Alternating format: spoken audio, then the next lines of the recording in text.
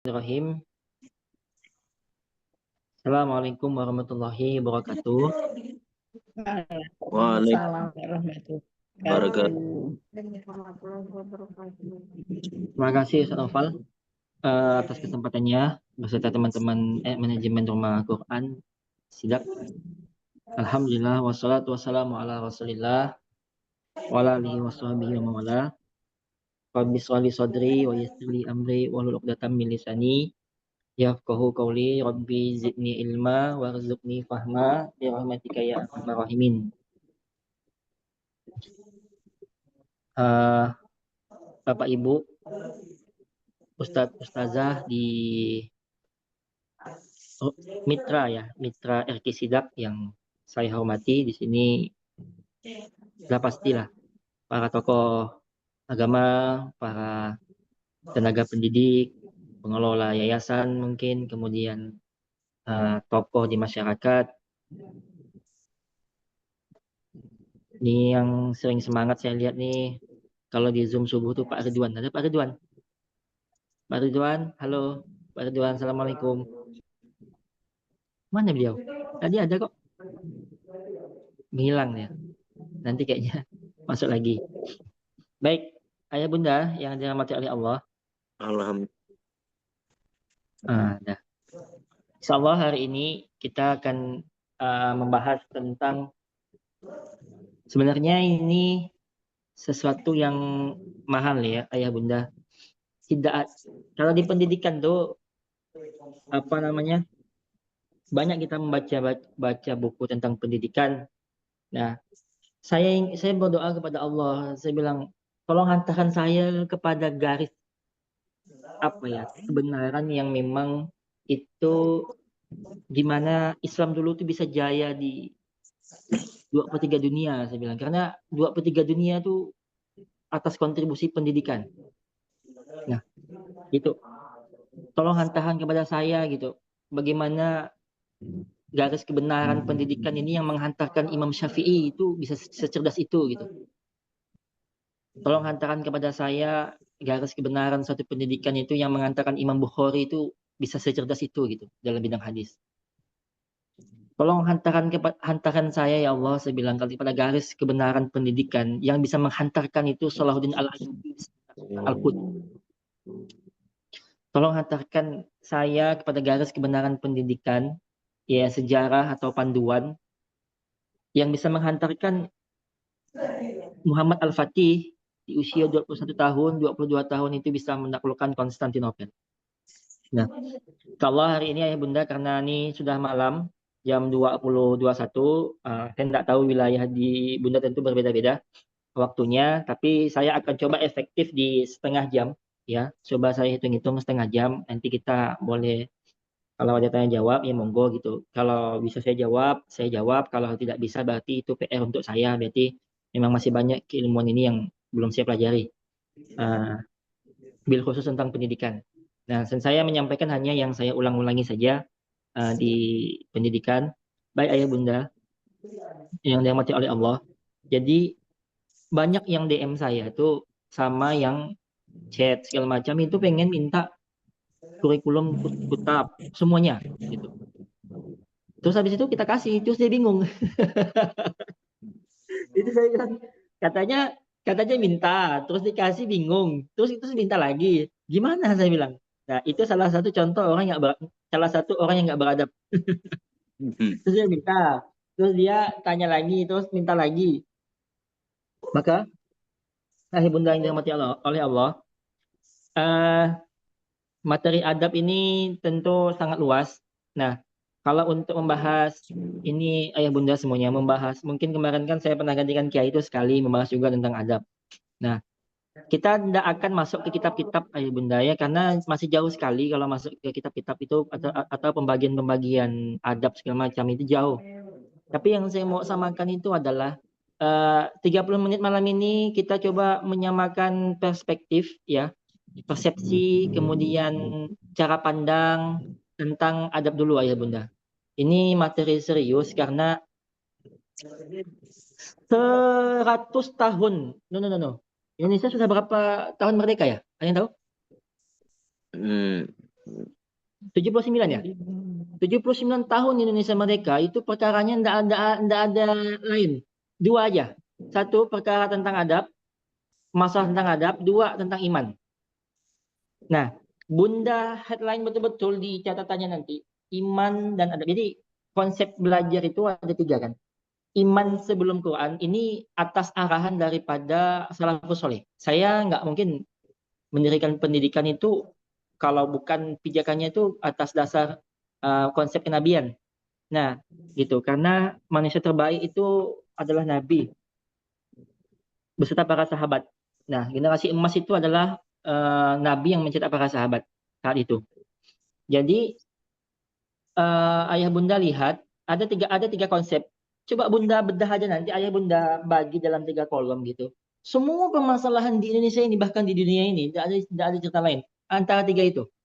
Tapi paling sering sih di dua dulu, di dua konsep sebelumnya, dua prinsip. Yang pertama itu adalah iman sebelum Quran. Iman dahulu kami itu belajar iman sebelum Quran. Nah, jadi sebelum menghafal Quran itu mereka iman dulu. Sebelum menghafal ayat sabar itu apa gitu. Belajar dulu dia. Sabar adalah sebelum menghafal ayat sabar. Nah, kemudian uh, sebelum menghafal ayat syukur itu mereka banyak-banyak praktek untuk bersyukur. Iman sebelum Al-Quran. Yang kedua itu adalah adab sebelum ilmu. Adab sebelum ilmu. Yang ketiga ilmu sebelum amal. Nah, saya ini dulu ya. Garis bawahi dulu adab sebelum ilmu. Nah, di sini karena kalau mau bahas semuanya panjang sekali ya Bunda, panjang. Bahkan untuk membedah adab itu sendiri pun satu malam ini cukup pengertian belum tentu cukup. Hanya adab doang, menyamakan persepsi gitu. Dari banyaknya pengertian-pengertian dari para ilmuwan mungkin, para ulama mungkin. Nah, jadi izin ayah Bunda ingin menyampaikan materi ini lebih detail secara definisi biar karena kenapa? Karena kita punya aset yang luar biasa sekarang yaitu adalah rumah Quran. Sayang kalau rumah Quran itu tak dijadikan sebagai rumah peradaban, rumah yang bisa membuat anak-anak itu gemilang akhlaknya gitu. Itu target saya. Jadi kalau TPQ atau RQ itu membuat orang hafal 5 juz, hafal 10 juz, itu udah biasa. Kenapa? Karena itu udah konsekuensi logis karena ada kurikulum Quran. Ya. Jadi kalau boleh dibilang Ustadz, jadi bagi saya ya tidak usah dibangga-banggakan banget. Karena kenapa? Karena itu udah biasa. Kurikulum Quran ini pasti dihafal Quran. Nah, gitu. Tapi orang yang pakai kurikulum adab terus bisa melahirkan hafiz Al-Quran yang miskin, itu yang jarang. Gitu. Maka saya bilang, tidak ada yang mengalahkan kekuatan definisi adab hari ini. Tidak ada yang mengalahkan kekuatan definisi adab. Saya tanya seluruh orang tua, wali santri sepakat gitu. Adab adalah yang utama. Mereka mengetahui. Ya. Tapi anaknya disuruh untuk ilmu tuh. Tidak ada yang salah sebenarnya.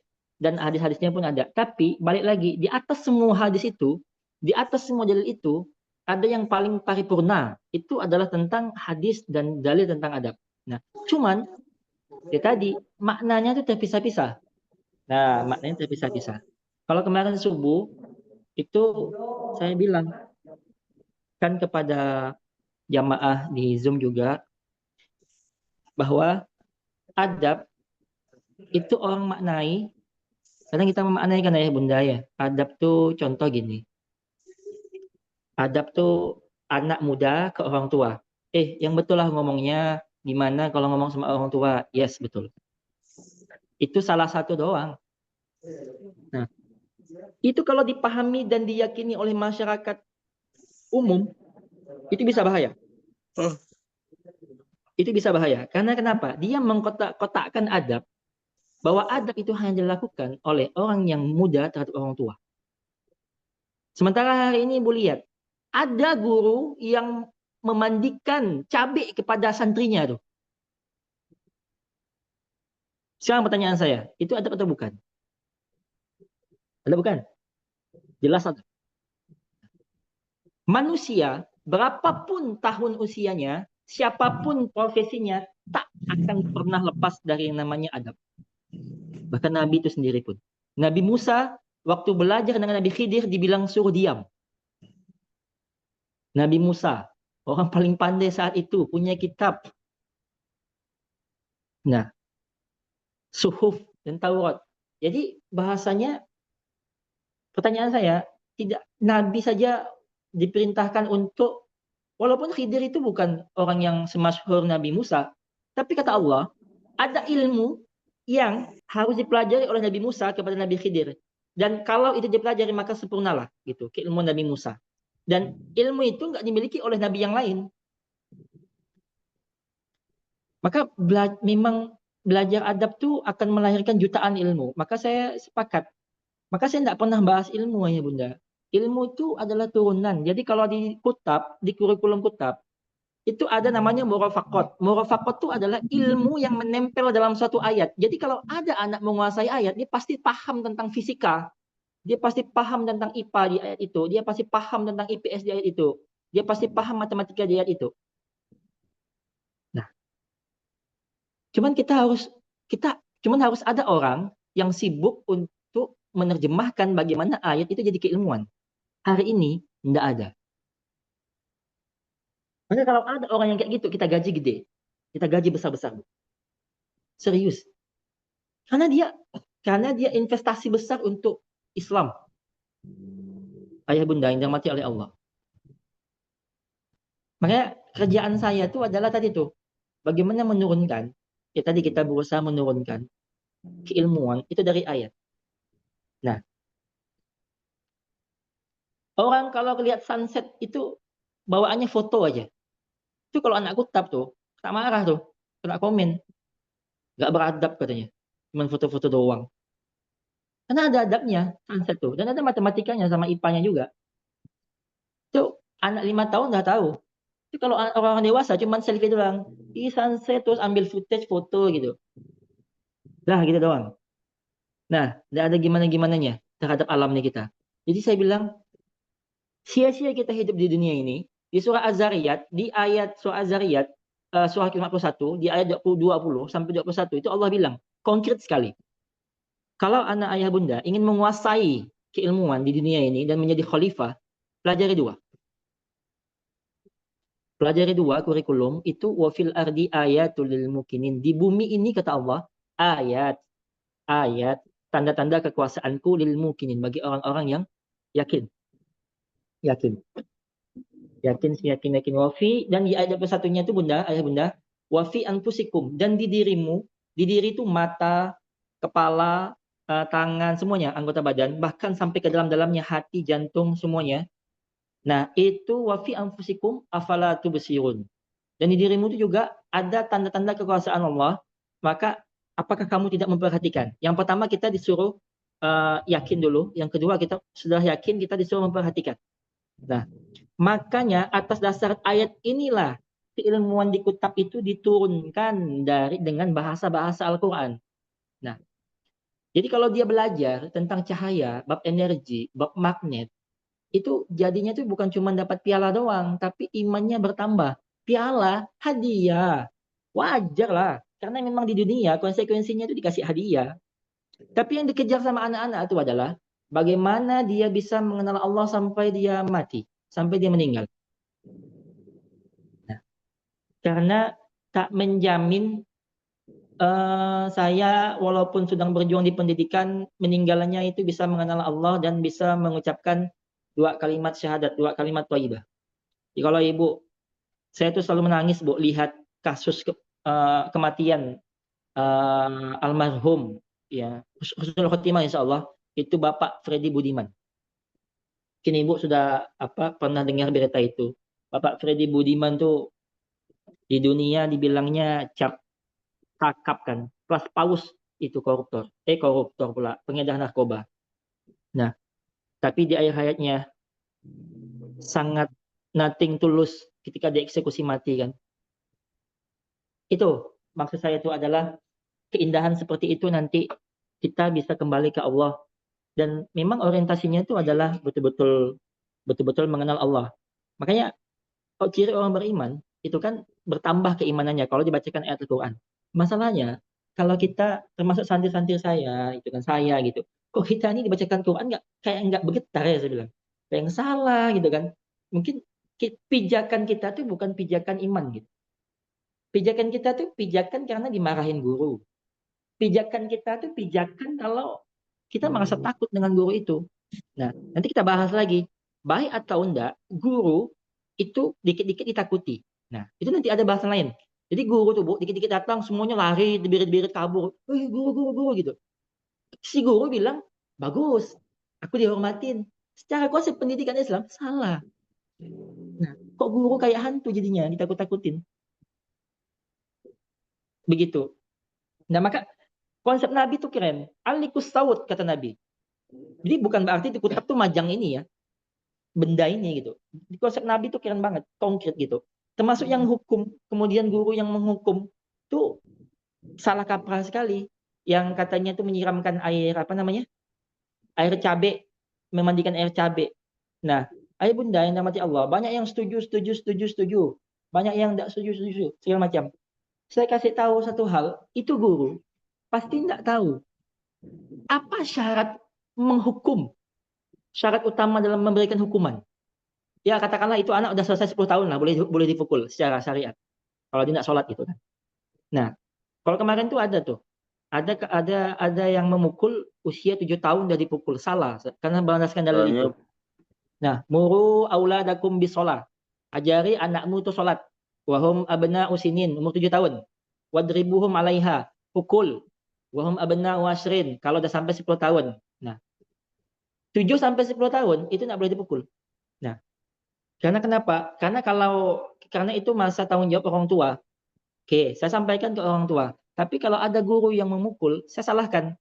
Sebagai kepala sekolah saya bilang, karena kenapa? Karena menyalahi dalil gitu.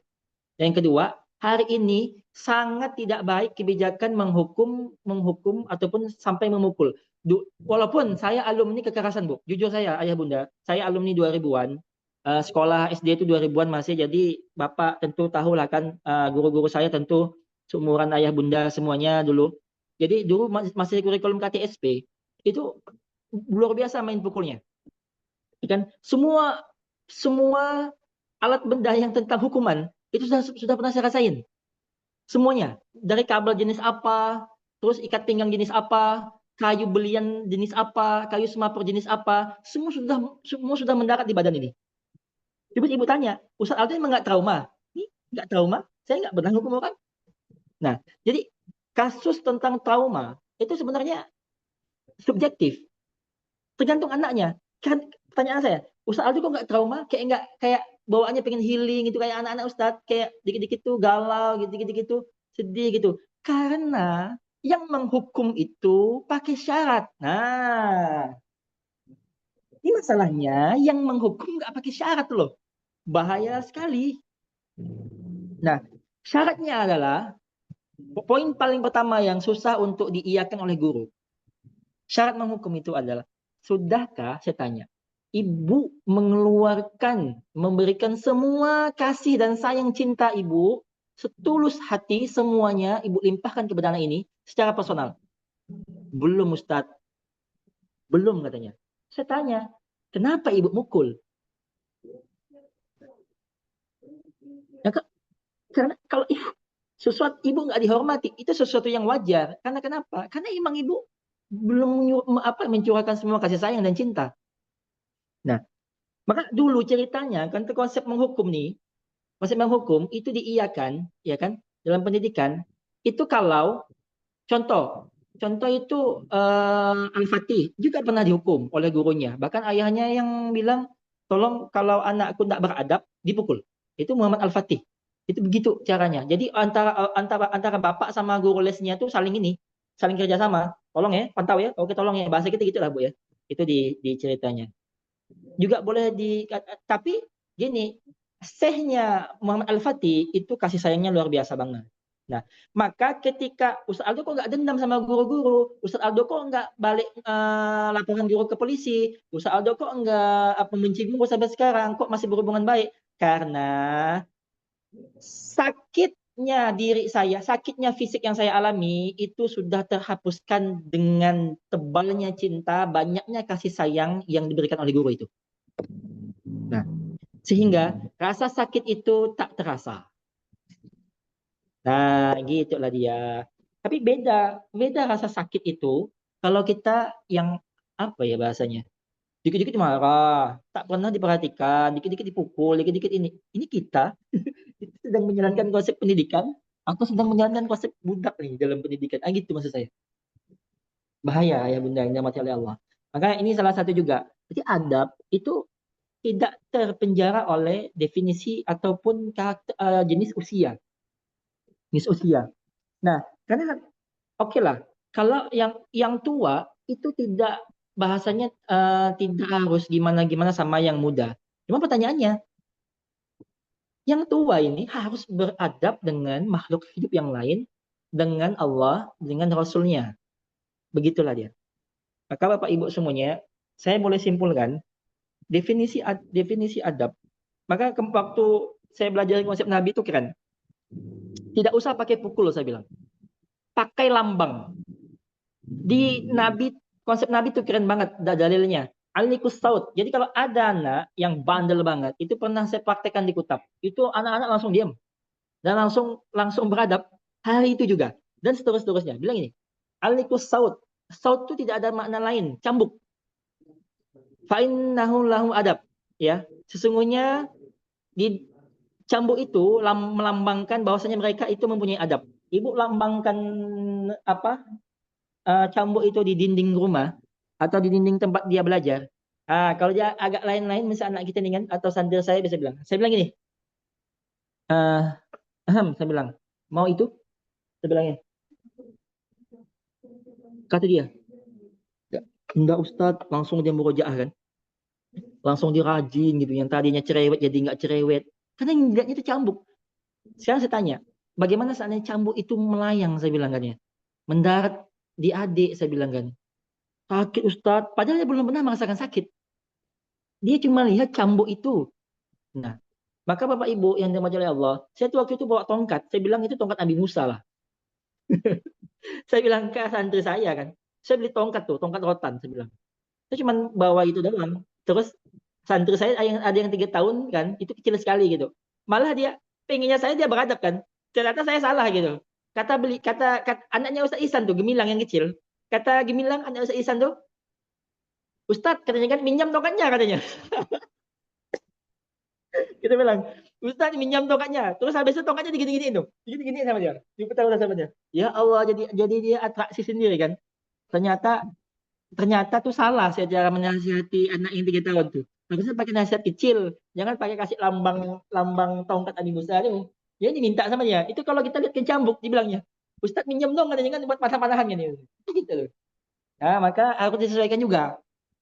Jadi untuk yang uh, ada banyak cara untuk mengingatkan mereka tentang adab. Yang kedua, yang pertama bisa dengan lambang ya, yang menandakan itu sebagai hukuman. Yang kedua, kita jangan lupa untuk memberikan motivasi kecil. Nah, maka kalau di Kutab tuh nggak ada cerita lain.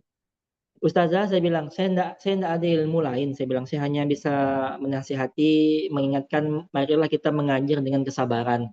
Karena pendidikan ini sabarnya panjang. Saya bilang, sabar sekali. Sabar sekali. Sabar sekali. Pokoknya sabar aja lah Bunda. Mungkin Bunda pun udah tahu ilmunya. Ya kan, cuman ya tadi, ada titik di mana kita kok kayaknya kalah sabarnya gitu. Dan saya ngerasakan itu gitu. Nah, maka bisa dibayangkan gitu kan tidak ada kebesaran generasi. Saya lihat ya, kenapa orang-orang besar yang dengan Kiai Haji Ahmad Dahlan, coba Ibu bayangkan nih, Kiai Haji Ahmad Dahlan itu saya tuh mikir ya, ini orang, ya Allah saya bilang ya, solehnya kayak gimana ya saya bilang. Muhammadiyah hari ini sebesar ini Bunda. Coba Bunda bayangkan. Kiai Haji Ahmad Dahlan dan Kiai Haji Hasyim Asy'ari itu solehnya itu seperti apa ya Allah, saya bilang, sehingga orang-orang yang membersamai Muhammadiyah ini sampai sebanyak ini dan kekayaannya seterkaya ini, sekaya ini gitu. Saya tuh ngebayangin, karena rumusnya gini, tidak ada di surah Al-Kahfi, itu tidak ada kebesaran generasi Itu kalau santri ya, itu kalau bukan karena kesolehan ibu bapaknya. Nggak ada. Nggak ada. Ustadz Adi Hidayat, ibu tahu orang tuanya tuh. Apalagi semuanya sama yang anak-anak Hafiz SCTI. Siapa lagi ya? Ustadz Abdul Somad. Saya lihat Kiai EN, Bang Kiki, guru-guru kita. Saya lihat ya, ya Allah, saya bilang ya, luar biasa sekali. Terus habis itu tidak ada kebesaran santri atau murid kita itu tidak dimulai dengan kesolehan guru-gurunya gitu. Itu yang masuk dengan uh, peribahasa guru kencing murid kencing berdiri, guru kencing berlari, apa? Guru kencing berdiri, murid kencing berlari gitu. Nah itu kan plesetan tuh daripada konsep adab tuh kan. Saya bilang agak-agak lain memang pendidikan kita ini. Tapi ya sudahlah, ini PR kita bersama. Nah, itu Bunda. Coba Bunda bayangkan kesolehan. Jadi kita mau kayak gimana modelnya, mau meninggikan gedung, mau banyakin fasilitas, mau apa segala macam. Saya bilang ya ngefek sih, tapi ngefeknya tuh nggak sedahsyat nggak sedahsyat kesolehan gitu Bunda. Kesolehan tuh awet penjagaannya. 7 turunan. Saya kasih tahu di soal kahfi itu kesolehan itu awet penjagaannya 7 turunan. Dan saya tanya waktu ke orang tua saya, ternyata kenapa saya itu suka ngafal, saya bilang itu karena nenek moyang pula apa namanya, kakek nenek saya, terus abah dan seterusnya itu 7 garis ke atas itu orangnya penghafal semuanya, itu orang penghafal, orang pendidikan semuanya gitu. Nah, jadi wajar. Jadi kalau anaknya tuh suka ngafal, terus kemudian di mata pelajaran agama tuh unggul gitu dan seterusnya. Nah, memang ada garis itu. Coba nanti Bunda tanya anak-anak yang sekarang pasti ada tuh. Kalau dia nggak mirip kita, mirip mirip kakeknya tuh kecerdasannya. Kalau nggak mirip kakeknya, mirip ayah kakeknya. Itu ada tuh. Pokoknya sampai 7 generasi, saya pastikan pasti ada yang nyangkut gitu antara di generasi 1 sampai 7 tuh. Boleh dipastikan. Nah, dengan nanti kita motivasi mereka. Nah, motivasi mereka bahwa kamu tuh dilahirkan dengan kebesaran sebenarnya. Nah, gitu. Jadi yang mengecilkan itu tuh lingkungannya. Maka ya Bunda, konsep adab ini juga diajarkan oleh Allah langsung kepada Rasulullah. Nah, Allah yang mengajarkan Nabi, ya kan, dengan konsep adab. Dan Nabi itulah yang kemudian menjadi akhlak yang terpuji, kayak gitu. Maka ya Bunda yang dirahmati oleh Allah, kita ambil kesimpulan bahwa secara definisi adab itu adalah uh, sebuah kualitas yang tak terbatas ya. Maka jika sebuah kualitas yang tak terbatas dari pemikiran, nah ayah Bunda pernah bayangkan, pernah pikirkan kenapa panitia BPUPKI, panitia PPKI, panitia Piagam Jakarta yang merumuskan tentang 5 sila Pancasila Indonesia itu memasukkan poin kemanusiaan yang adil dan beradab. Pertanyaan saya, kenapa adil dan beradab? Kenapa yang dipilih kata adil dan beradab? Kedua pertanyaan saya berarti. Kenapa yang dipilih itu kata adil yang pertama? Yang kedua, kenapa setelahnya beradab? Ini yang bikin. Ibu tahu, yang merumuskan kata ini doang, itu kiai semuanya. Ya Allah, saya bilang, Kiai Haji Abdul Kahar Muzakir, Kiai Haji Mas Mansur, dan segala macam. Abi Kusno Cokro Sujoso. Nah, coba Ibu lihat, kenapa ilmuwan dulu, kalau ngomong kualitas pendidikan ya, kata Nabi, dalam hadisnya itu kan, kata sahabat tabiut tabiin, semakin ke sini generasi semakin semakin berkurang kualitasnya. Berarti kalau kita mundur ke belakang, berarti generasi dahulu tuh masih lebih bagus imannya gitu kan. Nah, berarti kita bisa tarik kesimpulan. Memang Allah takdirkan yang membuat konsep ini adalah orang-orang yang terbaik di zamannya, keilmuannya, imannya. Nah, Ibu pernah dengar kalau khotib itu bilang gini, Innallaha ya'muru bil adli wal ihsan. Atau bapak-bapak, ibu-ibu kan nggak sholat Jumat kan? Nah, Innallaha wa malaikatahu yusholluna 'alan nabi. itu Pak Ridwan. Tapi kan sebelumnya itu dia bilang, innallaha ya'muru bil adli wal ihsan wa ita'idil qurba wa yanha 'anil fahsya'i wal munkari wal baghi. Ya'idukum la'allakum tadhakkarun. Fadhkurullaha al-'azim adzkurkum washkuru 'alaihi yazidkum wa la dzikrullahi akbar. Wallahu ya'lamu ma tasna'un. Aqimus shalah. Allahu akbar. Pasti gitu kan? Iya. Sesungguhnya Allah itu menyuruhmu untuk berbuat adil. Oke, adil. Terus pertanyaan saya, kenapa harus adil dan ihsan? Terus adil dan beradab tuh loh. Saya mencari semua puzzle tentang yang membahas tentang adab. Karena adab pecahannya banyak sekali. Tapi dia itu maknanya semesta. Tunggal. Dan rasa seperti nggak terbantahkan gitu. Kalau ilmu masih terbantahkan. Oke? Ilmu masih terbantahkan. Maka kalau yang namanya, kita tuh pengennya adalah pemahaman kita nanti memahamkan itu adalah benar-benar kompleks. Ternyata ya Bunda yang dirahmati oleh Allah, adab itu sudah nih. Ada yang bilang semacam setara ihsan. Apa Bu? Ihsan. Ma huwal ihsan? Apa itu ihsan? Oke, sekarang saya tanya. Kita cari cocokologinya ya. Kita pakai ilmu cocokologi dulu. Ma huwal ihsan dalam hadis Arba'in An-Nawawi. Mahwal Islam, mahwal iman, mahwal ihsan. Oke, ihsan anta abudallah ka'annaka tarah fa in lam takun tarah fa innahu yarak. Tuh, katanya. Engkau menyembah Allah, engkau beribadah seolah-olah engkau melihat Allah. Kalau engkau memang nggak melihat Allah, dalam hadis itu disebutkan, maka yakinlah bahwa Allah melihatmu. Makanya yang dipakai itu kalimat adab. Maka kalau orang, mohon maaf, kalau yang dipakai itu kalimat berilmu, maka tidak ada hukuman untuk koruptor. Tidak ada hukuman untuk tadi tuh, apa namanya, pelanggar-pelanggar hukum. Nah, maka tidak dipenjara orang-orang berdasi, kemudian bertitel, ya kan, berpendidikan, kemudian dia korupsi segala macam. Nah, nepotisme, praktek KKN dan seterusnya, gitulah dia. Karena tuh kita tahu gitu loh. Kalau orang sudah ihsan, karena dia pasti takut Allah.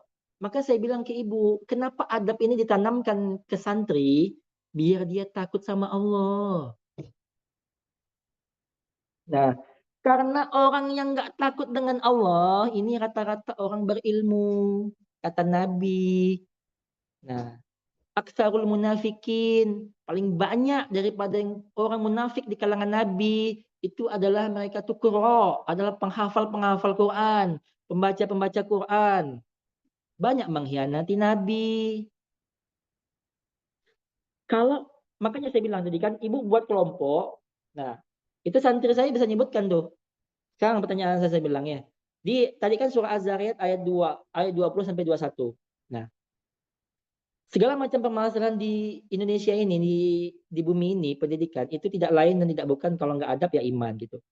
Contoh, saya mau tanya Ibu Salma Ida, Ibu di RQ Darul apa nih, DHS ya? Darul Hafizin, ya.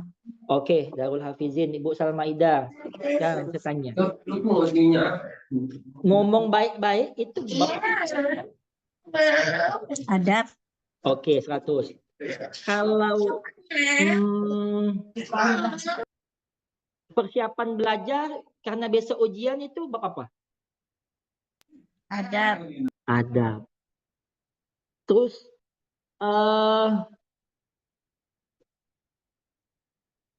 apa namanya?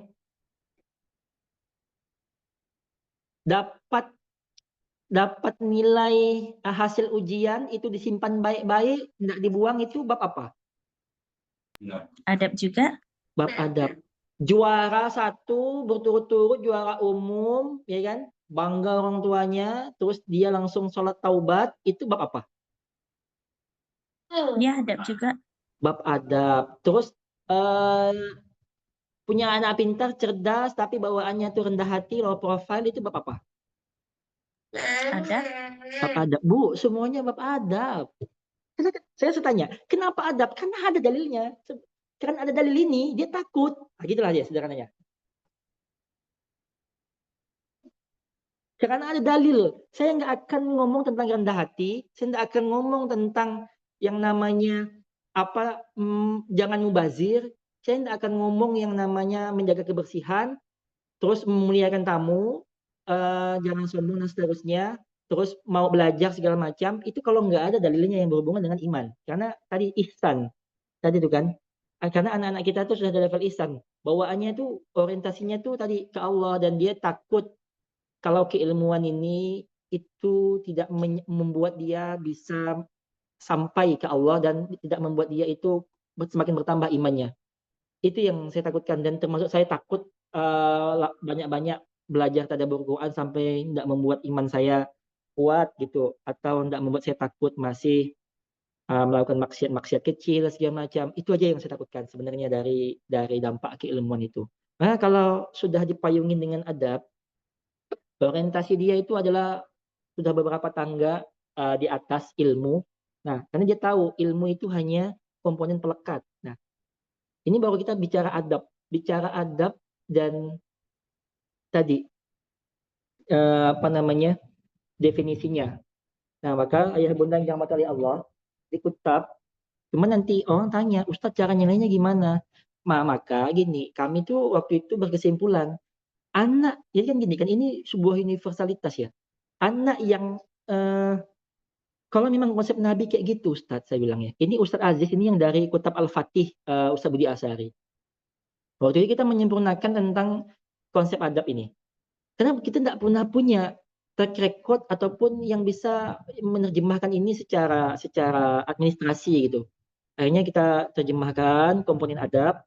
Dan benar gitu. Anak yang adabnya 100, itu rata-rata juara 1. Ibu nggak usah tanya matematikanya deh.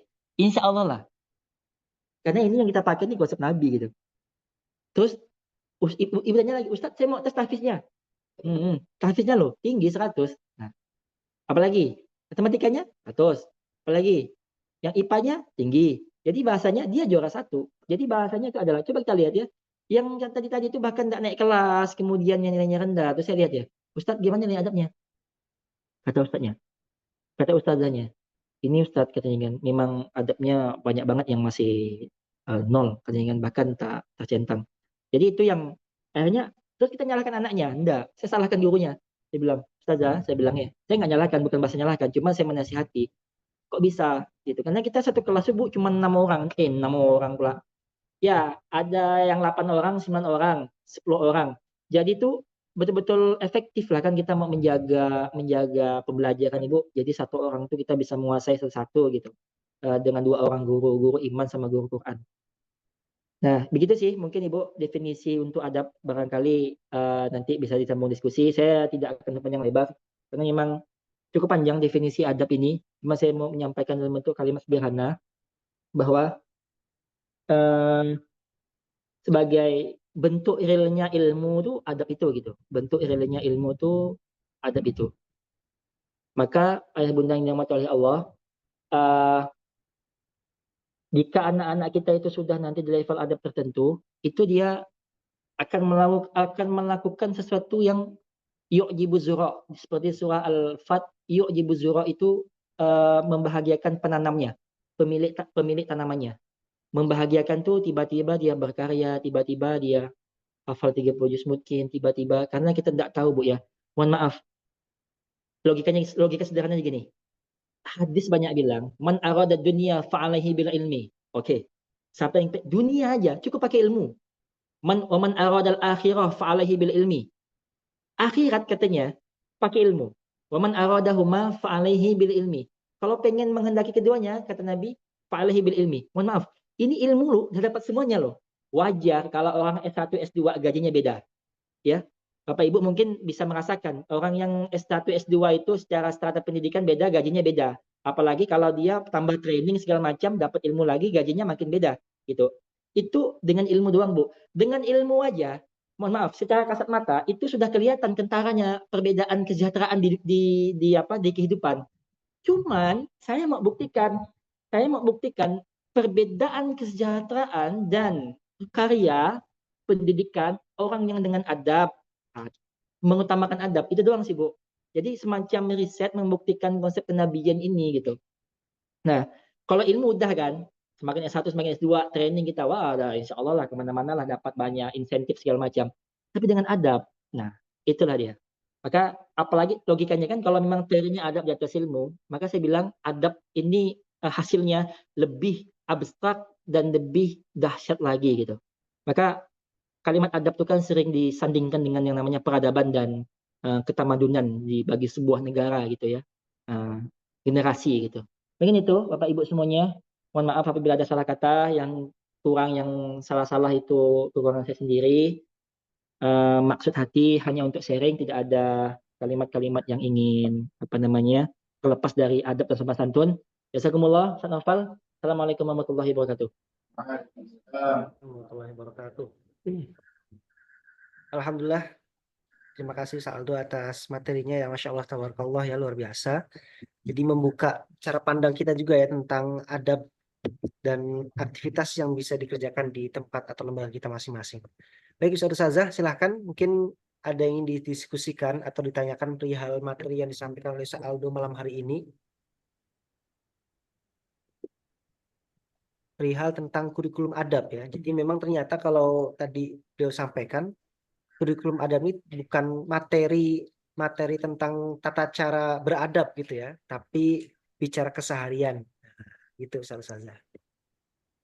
Silakan, ada yang mau di-sharingkan, silakan. Iya, Ustaz. Nanya, Ustaz. Oh ya, silakan Bu Maimunah ya. Ya. Assalamualaikum warahmatullahi wabarakatuh, Ustaz Aldo. Salam Bunda. Iya, yang ingin saya tanyakan adalah ini berkaitan dengan santri-santri saya yang kalau belajar itu kalau tidak masuk itu tanpa pemberitahuan gitu.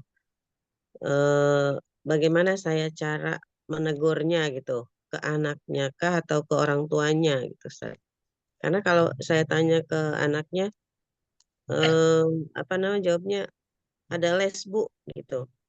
Tapi itu udah sering sekali gitu Ustaz. Nah, untuk memberikan efek jerak gitu atau memberikan pemahaman bahwa itu hal yang sepele tapi sangat menentukan gitu, bahwa belajarnya itu semaunya sendiri atau semau gue aja gitu. Siap. Itu aja Ustaz. Ya Bunda. Jadi Prof. Naqib Alatas itu mungkin sebagian ayah Bunda yang pernah dengar nama beliau disebut dengan Bapak Adab, kurikulum adab modern lah ya, tahun 1900-an. Beliau menyebutkan dengan berbagai macam karya tulisnya di bidang pendidikan modern itu, tapi mengangkat konsep kenabian, tapi dibawa ke alam modern seperti hari ini. Saya pun berpegang kepada beberapa karya ilmiah beliau gitu. Beliau bilang kesuksesan pendidikan itu 20, 60. Nah, 20 itu sekolah. Kalau sekolah itu RQ, Bu. RQ atau kutab. Semuanya lah ya yang ngomong perwakilan sekolah ini juga sama. Jadi sekeren-kerennya saya memodifikasi konsep pendidikan ini. Mohon maaf 20 doang. Jadi itu saya bilang, waduh kalau kayak gini, tapi 20 tuh ya signifikansinya 20 itulah 20% tuh Bu. Kalau saya maksimal dulu. Nah, gitu. Mungkin siapa di sini? Pak Ustadz dari Ustadz Habas Bazir yang pernah menyampaikan materi juga kan di manajemen RQ ini. Sekeren-kerennya inovasi kita itu tetap aja tuh menuai ketidakpahaman antara santri dan wali santri. Contoh kayak gini kan, bagi saya kayak aib tuh. Misalnya, aduh saya bilang, kayak ini ngomong-ngomong tentang parenting tapi wali santri saya yang hadir nih cuma 50% gitu loh, Bu. Padahal wali santrinya banyak gitu. Yang datang tuh cuma seuprit gitu loh, Bu. Ini kalau saya kena komentar, mana Ustaz Aldo? Gimana dakwahnya? Ah gitu kan, itu. Saya belum bisa jawab ayah bunda, karena ini masih berproses kan. Karena jangankan untuk memahamkan, untuk mengundang wali santri aja, itu susahnya setengah mati. Nah, untuk ngundang hadir. Ayah bunda boleh hadir nanti. Oh, macam-macam tuh. Kami tidak ada waktu Ustaz, kami tidak ada waktu jamin. Pas sebenarnya ada waktu, cuma saya bilang, gimana caranya nih ya, saya bilang ya. Karena kita mesti memahamkan akad sekolah itu mesti dipahamkan berulang-ulang kepada orang tua. Jadi 20 sekolah, 20 santri, 20 tadi itu santri atau lingkungannya. Nah, tadi 60 itu orang tuanya, 60 itu orang tua. Nah, maka gini, kalau orang yang keren, mohon maaf, ini ada penelitian terbaru. Kalau orang tua itu memang sudah tarbiyahnya tinggi sekali tentang pendidikan, mohon maaf, dia nggak nyekolahkan anaknya, dia hanya homeschooling. Yang jadi guru sama kepala sekolah tuh ayah dan ibunya, karena ayah ibunya ini punya punya tarbiyah yang sangat tinggi. Nah, ini ada kayak pahlawan-pahlawan kalau nggak salah anak Kiai Haji Agus Salim itu juga nggak sekolah, itu di homeschooling semuanya kan. Anak Kiai Haji Agus Salim. Coba Bapak Ibu baca. Nah, itu Masya Allah tabarakallah. Begitu. Karena memang pada saat itu kita sulit mencari pendidikan. Hari ini pun juga sama gitu. Cuman karena kita terbentur dengan kerja. Jadi kalau boleh dibilang bagaimana cara menasihati dikomunikasikan berulang kepada orang tua. Nah, saran saya panggil, dudukkan karena kita punya akad belajar. Karena gini, kalau dia tidak mengikuti peraturan di RQ, selama guru itu soleh dan taat dengan Al-Quran, mohon maaf, keberkahannya hilang. Dah itu. Keberkahannya hilang. Selama guru itu tetap taat dengan Al-Quran, Rasul dan Allah dan Rasulnya, saya bilang keberkahannya bisa hilang gitu. Nah, maka biar keberkahan itu tersambung, keberkahannya selama belajar di RQ, apalagi belajar Quran kan, sampaikan orang tuanya, kemudian sang guru nanti atau perwakilan RQ itu menguasai menyampaikan lagi ke santrinya. Begitu, tetap disampaikan berulang sih Bunda. Nah, tapi kalau orang tua itu sudah maksimal, sudah serius dia mengasuh, dia kontribusi nilainya 60%. Jadi sangat signifikan lah ya Bunda, 60 loh dampaknya. Dia paling besar porsinya. Begitu sih. Maka saya bilang cukup. Makanya tidak ada istilahnya pemimpin itu lahir dari sekolah, kemudian lahir dari sekolah cuma membantu doang. Pemimpin itu lahir itu dari keluarga soleh yang dimulai dari baiti jannati itu, rumah-rumahnya. Bil muttaqina imama, keluarga yang soleh dan solehah dari rumah. Yang bisa menyulap baiti jadi jannati. Itulah dia. Assalamualaikum. Itu Bunda ya, makasih. Jazakallah Ustaz. Ya, alhamdulillah. Terima kasih Ustaz Aldo. Selanjutnya ada Ustaz Habas ya. Silakan Ustaz. Ya. Ya, Assalamualaikum Ustaz Aldo. Siap, Ustaz. Ya, gini Ustaz, Masya Allah luar biasa materinya. Nah, ke kasus pengalaman kami, saya ini kan di Blitar, mungkin Ustaz sudah sedikit banyak tadi sampaikan bahwa saya mengelola tapi jarak jauh ya.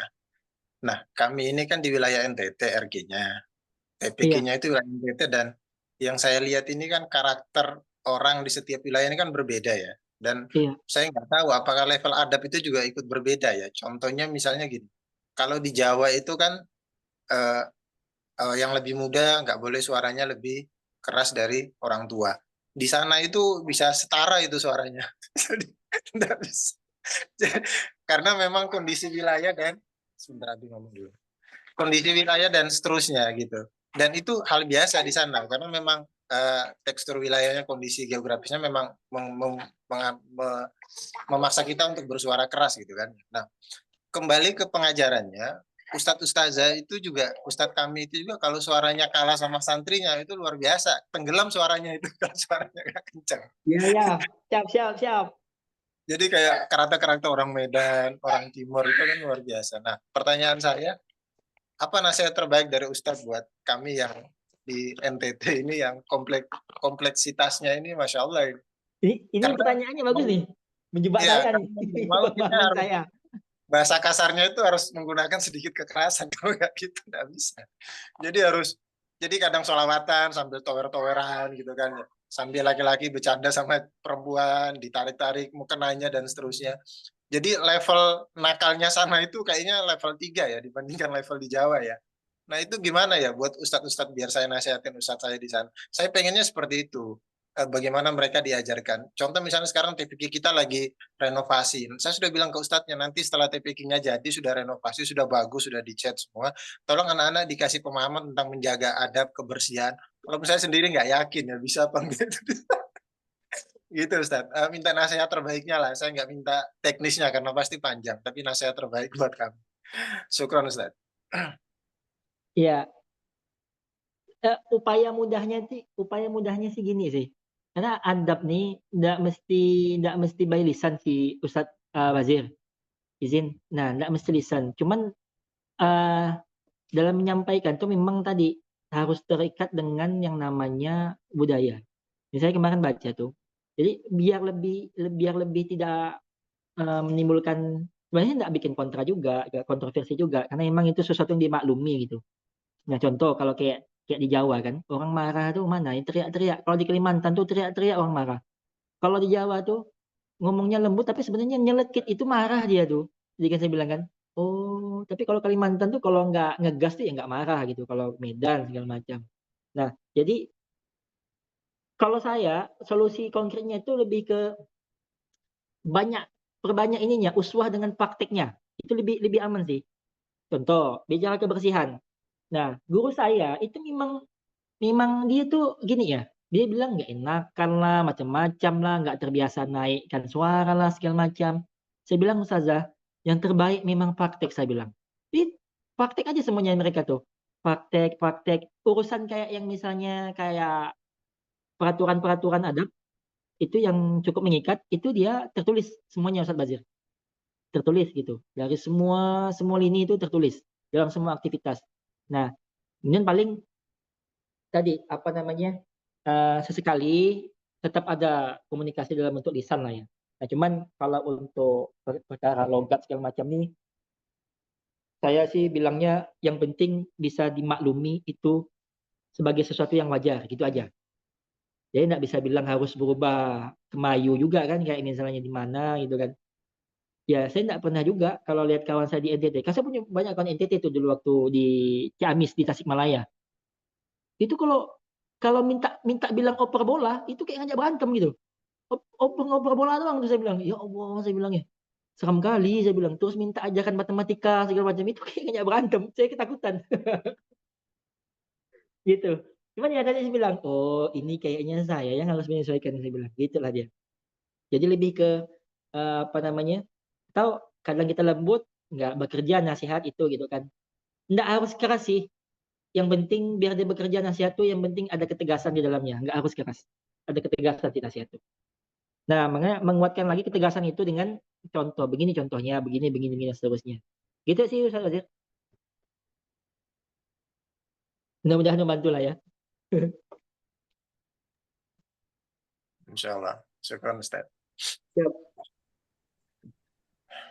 Baik, Ada Hamzah, syukran Ustaz Aldo. Bisa bertanya Dan lagi juga- nggak ya? Ya, ada Ustazah Suryana mau tanya juga, silahkan. Bisa Ya. langsung Ustazah. Alvan ya tidak menghidupkan kamera. Bismillah. Untuk fitrah adab itu kan sebenarnya lebih kepada di rumah ya. Kalau fitrah adab Iya. lebih kepada orang tua. Pertanyaannya, apakah kita di lembaga Al-Quran itu harus mendatangkan atau buat kajian orang tua gitu ya, karena yang lebih banyak adabnya itu adalah di rumah gitu ya. Fitrah adab itu kan lebih banyak di rumah, bukan di sekolah atau lembaga-lembaga gitu. Iya. Nah, apakah di lembaga Quran itu harus membuat kajian tentang orang tua, apa kajian parenting atau apa gitu kan? Apakah wajib gitu? Itu yang pertama. Yang kedua, materi tentang adab. Kalau di rumah Quran, materi-materi apa saja yang harus dikurikulumkan gitu di rumah Quran. Dan apakah ada kelas-kelasnya juga gitu kan? Materi ini di kelas bawah, materi ini di kelas atas gitu. Nah, itu saja sih yang pertanyaan dari saya. Siap, Bunda. Yang pertama, itu karena yang pertama ya, saya ingin jawab. Karena ada perbedaan keilmuan antara rumah dengan sekolah, pemahaman-pemahaman yang diajarkan itu kadang tidak terulang. Nah, maka ataupun kualitas daripada yang kita inginkan itu kadang belum bisa dipahami secara menyeluruh oleh wali santri kadang-kadang. Ya mungkin karena kesibukan yang lain hal ya. Nah, maka salah satu cara untuk mengembalikan fungsi itu biasa dibuatkan kajian sih Bunda. Biasanya kalau di Kutab, di semuanya lah. Nah, kajian itu tidak ada cerita lain, semuanya mereminder bahwasanya ini anak adalah tunas yang akan besar seperti tumbuhan yang akarnya menghujam ke bawah, pohonnya menyulang tinggi ke langit dengan segudang manfaatnya dan akan kembali ke ibu dan ke ibu bapak kayak gitu. Tapi bapak ibu nggak sadar itu. Bapak ibu sadarnya adalah ketika nanti dia harus menjalani kehidupan ini, harus beli ini pakai uang sendiri, harus bertahan hidup, harus ini. Di situ kita baru menganggap pentingnya pendidikan. Nah, padahal sebelumnya udah lewat, fase itu udah lewat dah. Udah kita waktu kita sibuk dengan kerjaan gitu kan.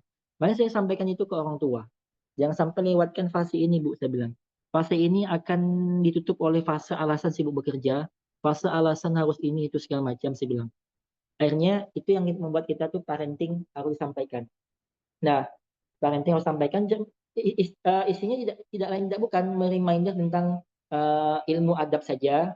Ilmu adab, kalau ibu bilang kalau orang tuanya sudah bertarbiyah, karena kita tuh punya kita punya materi, kita punya komponen-komponen resume belajar yang kita kasihkan ke orang tua per 2 minggu. Bu, 2 minggu ini dia mempelajari adab ini. Mohon untuk dipastikan di rumahnya adab ini terpraktekkan di rumah. Kadang-kadang cuma dipraktekkan di kutab, di rumah enggak dipraktekkan. Nah, enggak dipraktekkan ini kan bisa 2 gitu kan, bisa lebih dari 2 malahan. Bisa 1, memang gurunya nggak ngomong ke orang tuanya bahwasanya ada praktek adab ini di kutab atau di RQ gitu. Yang kedua, ya tadi sudah disampaikan tapi orang tuanya lupa atau belum bisa paham. Yang ketiga, tadi karena nggak paham, bingung untuk menyampaikan. Kadang-kadang tuh orang tua seperti itu. Nah, kadang-kadang saya bisa pastikan ya, kadang-kadang orang tua tuh lebih susah memahami materi adab daripada materi matematika. Karena kenapa? Karena matematika, fisika, dan yang lain-lain itu adalah ilmu pasti. Sedangkan adab itu abstrak, iman. Karena dia hubungannya dengan iman tuh, yang universalitas. Nah, begitu agenda pendidikan kita. Orang tuh mengejar yang pasti-pasti. Yang pasti mah nggak usah dikejar. Orang pasti tahu kok. Nah, cuman yang nggak pasti nih yang harus kita kuasai. Kurikulum adab itu. Maka kita kadang sampaikan ke orang tua tuh ayah bunda, ibu. Kayak gitu. Nah, habis itu sampai mereka, kami monitor terus ya. Terisi enggak ya? Tercentang enggak ya? Terus ternilai enggak ya? Saya bilang. Kadang nggak ternilai. Nggak, saya bilang. Bahkan kita sampai berusaha bikin video, Bu. Ibu bayangkan, kami ngajar di video. Di video, begini cara menjelaskan tentang adab ketika ini ya, sebegini gitu ini. Macam-macam lah pokoknya. Nah, itu. Jadi bisa dibilang memang aslinya di rumah fungsi itu. Cuman tadi karena fungsi ini tak dijalankan, maka diambil oleh sekolah. Sekolah ini bantu untuk membuat sistem kemudian dikembalikan lagi ke rumah gitu. Dari sekolah ke rumah lagi yang jalankan orang tuanya lagi gitu. Maka tak apa ya? Jangan heran kalau kalau anak-anak itu lebih banyak gini. Kata Ustazah Ilde, kata Ustazah Anis gini, Bu. Kata Ustazah Rusdia gini, Bu, adab, Bu. Kata Ustazah, kata Ustazah, kata Ustazah. Pas di sekolah, enggak ada dia bilang, kata ibu, kata ibu, kata ibu, kata ayah, jangan-jangan kita nggak berkata-kata di rumah, saya bilang. Nah, makanya saya sampaikan itu. Karena yang paling banyak berkata-kata sekolah. Nah, nanti ini banyak-banyakan pahala nih. Pahala guru sama pahala orang tua harus banyak-banyakan nih. Karena waladun solihun ya doa nih sama-sama mendoakan. Itu sih untuk yang pertanyaan pertama.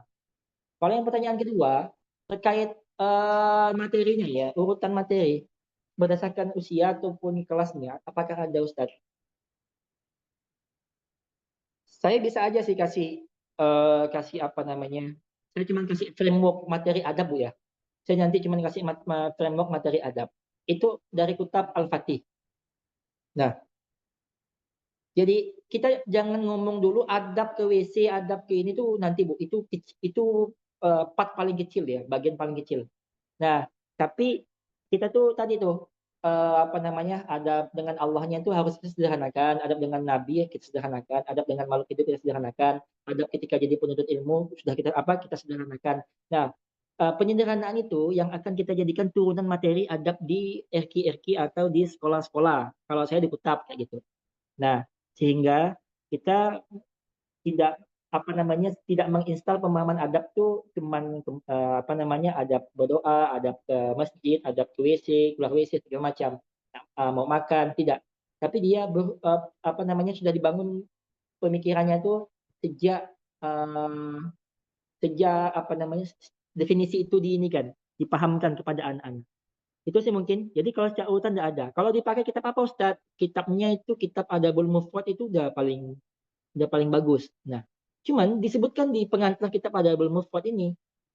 Nah, itu tadi tuh, bahkan orang-orang dewasa sekalipun itu belum cukup untuk bisa memahami karena saking banyaknya kan, Bu. Jadi saran saya mulai dari diskusi, saran saya untuk memahamkan adab, mulai diskusi ringan kayak pengantar tadi yang saya bilang di pengantar materi Zoom tadi. Saran saya begitulah, karena saya mengajar di Kutab tuh pakai nalar ya. Jadi menghidupkan nalar anak-anak. Saya bilang antum akan jadi matematikawan ahli, matematikawan. Saya sudah cukuplah melihat matematikawan cuma pandai rumus. Saya bilang sudah. Saya 28 tahun hidup lomba kemana-mana ketemu sudah. Saya bilang mentok-mentoknya itu cuma bawa nama sekolah. Saya bilang bawa nama Islam. Saya bilang cita-citanya taklukkan Palestina. Taklukkan Palestina pula. Bebaskan Palestina. Nah, cita-citanya tuh taklukkan Roma gitu loh. Itu. Gini, kalau kita taklukkan Roma, pendidikannya ngikut, tentaranya ngikut, kualitasnya, sekolahnya ngikut, gurunya ngikut. Ini saya bilang cuma mau jadi dokter, cuma mau jadi guru, alamak. Bentar-bentar lagi pengen di PNS. Aduh, saya bilang gampang, saya bilang kan. Kalau ente taklukkan Roma, saya bilang anak-anak. PNS tuh ngikut nanti. PNS-nya standar Nabi itu nanti tuh. Pegawai Nabi SAW. Gitulah benda ya. Itu saya kadang menyemangati anak-anak itu cuman dengan kata-kata mimpi sebagaimana Al-Fatih kan. Nah, tinggal Roma aja yang belum takluk dan nanti sistemnya akan mengikuti semuanya. Mudah-mudahan lah kegemilangan ini saya tidak tahu di tahun keberapa, tapi saya sudah berdoa sejak hari ini. Saya yakin sekali. Tidak tahu di tahun keberapa, yang pasti ya kalaupun setelah saya meninggal tidak apa-apa, yang jelas saya sudah bermimpi di muka bumi ini untuk lahirnya generasi itu. Saya tidak tahu di generasi anak-anak kita atau anaknya santri kita atau dan seterusnya. Begitu, Bunda. Mudah-mudahan menjawab. Masya Allah, makasih Saldo ya. Ini atensi luar biasa. Ada di kolom komentar juga Ustadz. Ini ada beberapa pertanyaan di kolom komentar. Ustadz, gimana caranya anak kedua suka ngomong perkataan kotor? Tuh. Ya, ini masalah pendidikan yang jarang dibahas oleh praktisi pendidikan saya lihat ya di sosial media. Itu adab itu dibangun di sosial media sekarang. Jadi Bu, kenapa jangan mukul, jangan menghukum? Mohon maaf. Karena ibu menghukum orang yang nggak paham. Nah, ibu menghukum orang yang paham adalah ibu memukul, menghukum orang yang nggak paham itu salah total. Harusnya kalau orang nggak paham itu jangan dipukul, dipahamkan. Nah, makanya gini, itu anak yang sering menyebut kata-kata binatang itu sudah terbentuk oleh guru lingkungannya. Yang jadi sekolahnya itu lingkungan, gurunya itu ya orang-orang nongkrong di situ. Jadi kalau di Jakarta Utara waktu itu tuh gini, Jakarta Utara itu ada ibu-ibu, waktu itu saya masih kerja di sana kan. Itu ada ibu-ibu ngurumpi segala macam lagi gendong anak. Ibu bayangkan, ini yang lagi gendong anaknya lagi ngurumpi ngomong kata-kata binatang tuh lah. Nah, terus habis itu anak-anaknya itu SD sudah ngomong kata-kata 18 plus lah ya, kata-kata yang nggak etis sekali. Sama-sama dia itu udah kayak biasa, udah kayak nikah aja mereka tuh. Padahal itu masih SD. Saya bilang, la ilaha illallah. Saya bilang, saya tanya kawan saya, Li, saya bilang, gila ya, saya bilang ya. Jakarta gini banget, saya bilang kan. Iya tuh, dengan lu nggak tahu aja Jakarta gini-gini, gitu-gitulah orang Jakarta. Saya bilang, kalau saya tinggal di sini bertahun-tahun nih, kagak tahan saya, gitulah. Saya mikirnya kompleknya begitu. Ibu bayangkan itu yang bayi itu masuk kata-katanya di sini masuk kata-kata biba lah, macam-macam lah. Masuk semua sini. Yang kata-kata 18 plus tuh kata-kata itu lah, enggak senonoh. Masuk ke sini. Mohon maaf saya bilang, Ustadz, ini kan cuma anak kecil. Iya, Bu, emang anak kecil doang nggak bisa ngomong, saya bilang. Dia cuma bisa dengar. Tapi, Bu, kalau udah gede, berubah sikapnya. Mohon maaf. Kenapa berubah? Karena ada kata-kata terinstal di sini sejak bayi, saya bilang. Nah, ibu menyalahkan siapa? Saya bilang kan. Kenapa nanti dia tuh nggak mau mendengarkan ibu? Ya iyalah, karena udah ada negativity semuanya di alam bawah sadar. Ya itu. Jadi saya bilang, jangan menghukum. Nah, kemudian cukup dinasihati. Karena kenapa? Jadi ada syekh dalam bidang pendidikan itu bilang jangan menghukum anak hari ini karena kita sedang berperang dengan gurunya. Gurunya itu sekarang nih bukan guru ya. Kalau guru saya bilangnya itu Tuhan sekarang nih, gadget, tablet dan lain-lainnya itu gawai itu semuanya sudah jadi idola bagi mereka masing-masing. Nah, karena kita sedang bertarung dengan tsunami informasi, maka untuk mengalahkan itu jangan marahi, tapi kita balas dengan motivasi, balas dengan kedekatan, balas dengan sentuhan fisik, parenting, balas dengan nasihat-nasihat iman yang singkat, balas semuanya balas. Jadi kalau nggak itu terbalaskan, maka mereka akan didominasi oleh tsunami informasi, termasuk lingkungan yang bisa melahirkan kata-kata negatif tadi. Itu sih Ustaz. Siap, Ustaz. Ini ada lagi Ustaz di kolom komentar, memberi pemahaman ke anak santri bahwa suatu perintah Allah sehingga dilakukan bukan hadapan guru. Gimana caranya? Gimana? Bagaimana cara berpemahaman atau menyadarkan santri bahwa sholat itu perintah Allah, bukan hanya dilakukan depan guru. Sholat itu Perintah perintah Allah. Allah. Ya, yang pertama. Nah, untuk anak-anak ini juga kita nggak bisa saklek dengan bahasa-bahasa ilmiah. Nah, tapi tadi banyak-banyak kan bahasa perumpamaan. Nah, tapi kalau saya itu selalu dengan cerita. Kalau saya itu Bu selalu dengan cerita, kemudian apa namanya sampaikan hadisnya. Nah, sampaikan hadisnya. Terus ajak mereka berpikir. Ya itu doang sebenarnya. Jadi tidak banyak pengandaian karena analogi-analogi yang disampaikan itu sudah cukup biasanya dengan apa namanya hadis yang disampaikan oleh Nabi kayak gitu. Hadis itu aja.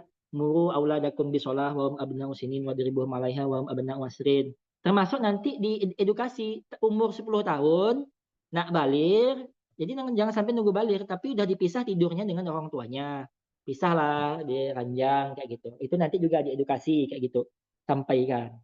Nah, gitu sih. Ustaz. Siap. Ini terakhir Ustaz, insya Allah dari Ustaz Muslih. Apakah sama antara adab dan akhlak? Nah, tanyaannya di kolom komentar. Ustaz memberi contoh adab, tapi adalah akhlak. Contoh yang tadi disampaikan. Itu gimana Ustaz?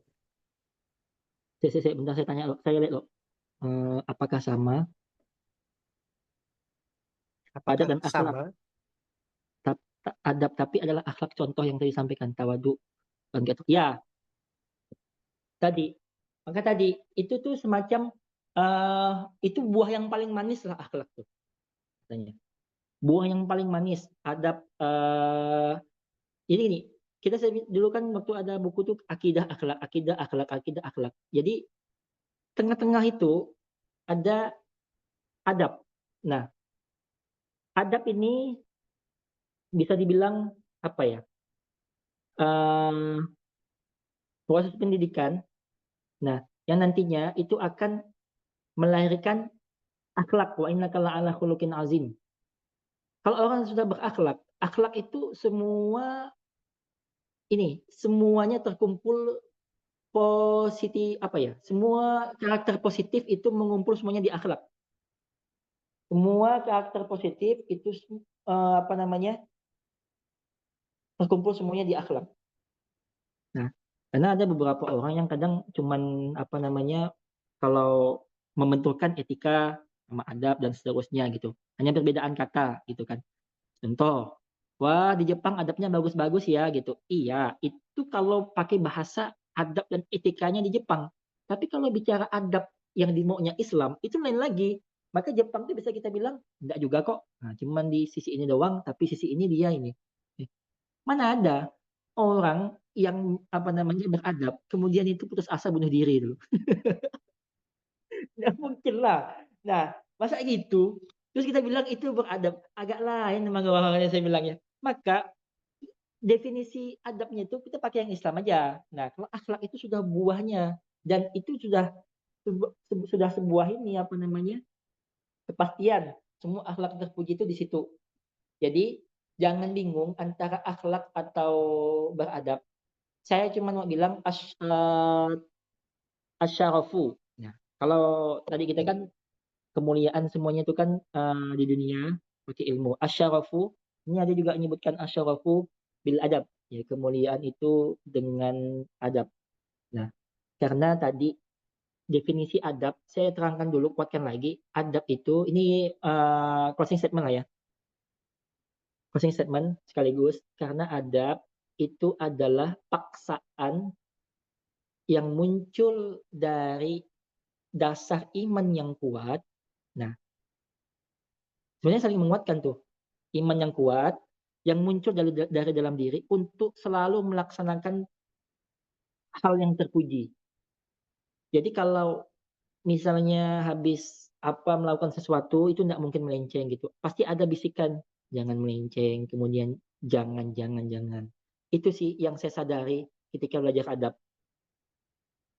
Jadi ada paksaan dalam diri, kayak suara, tidak tahulah dari mana lah ya. Jadi paksaan itu tuh, ini Prof. Naqib Al-Atas juga menyebutkan seperti ini di definisinya. Jadi paksaan untuk selalu melaksanakan hal yang terpuji. Jadi tidak mungkin kalau anak yang sering juara satu, itu dia mematahkan hati orang tuanya, menyakiti bahkan sampai di level durhaka gitu. Pernah disumpahin orang tuanya gitu. Tidak mungkin ya Bunda. Nah, gitulah dia. Jadi bahasanya itu adalah tetap tuh mau ke tamu, orang tua, semuanya, ke orang banyak, semuanya lah, ke Allah, ke Rasulnya. Dia tidak akan melakukan sesuatu yang di luar dari sifat yang terpuji. Itu aja mungkin dari saya, Ustaz Noval, karena memang luar biasa adab nih. Sangat-sangat kompleksitas ya. Nantilah kita sambung lagi, Ustaz. Lebih ke hal-hal yang lebih mendetail nanti aja. Itu Ustaz, itu mungkin ya. Oke, alhamdulillah, terima kasih Ustaz Aldo atas materinya pada malam hari ini. Terima kasih juga Ustadz Ustazah yang sudah hadir. Terima kasih atas kesempatan waktu dan keluangan hatinya bisa sama-sama mendengarkan materi kita malam hari ini. Jadi memang bicara kurikulum adab ini kita tidak bahas tentang sistemasi ya materinya, tapi kembali kepada hal basic. Dan nanti agar bisa diterapkan, disesuaikan dengan kondisi di tempat rumah Quran dan TPQ masing-masing. Ya, dapat sesuatu Ustazah malam hari ini? Dapat, insya Allah ya. Semoga bisa diamalkan dan dipraktekkan di tembaganya. Nanti kita juga masih membuka sharing-sharing di luar forum ini. Oh ya, siap. Silakan. Masih mute, Sat. Jadi ayah bunda semenjak viral tuh